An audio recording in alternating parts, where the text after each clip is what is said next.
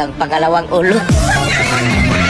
Isang tindero ng tubig namatay dahil sa uhaw. Sa lalaki nga naglingkod. Buisit. Ganong buisit man? Kasi nang sa lalaki. Boy, naglingkod. Sit, pati buisit.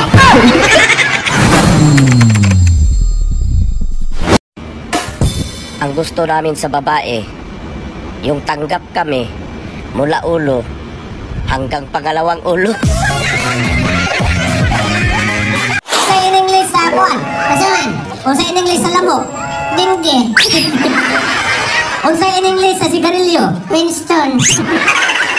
O sa in-English sa kape, coffee ko.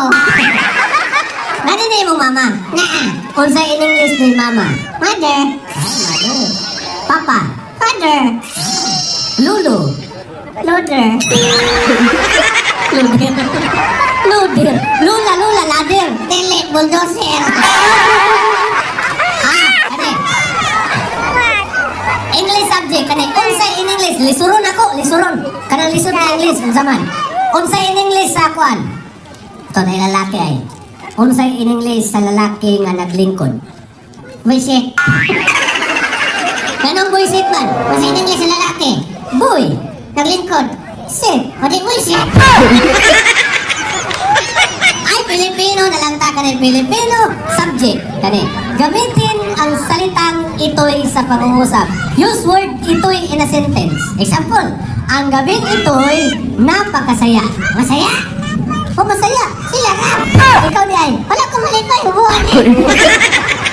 O gamitin ang salitang ito'y langga. Ang lahat ng ito'y, unsa man, anak sa ero.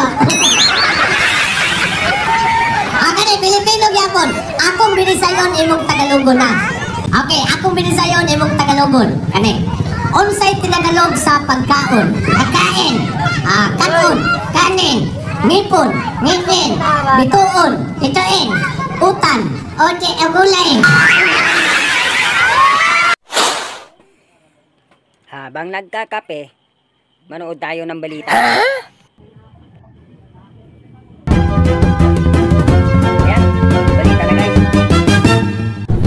Narito na ang mga mainit na balita ngayong linggo. Isang bagyong paparating sa Pilipinas ngunit hindi nakarating dahil sa sama ng panahon. Isang basurerong sinampa ng kaso, binasura. Isang laking malamot, swerteng makahingi. Isang bangkay na tagpuang patay. Isang barkong lumubog, hindi nakatiis, lumutahan. Eroplanong naplatan, pasahero nagtulak. Isang tindero ng tubig namatay dahil sa uhaw. Yan lamang po ang mga balitang dapat mong abangan na mga lamang sa Tuyong Kawayan, Negros Occidental.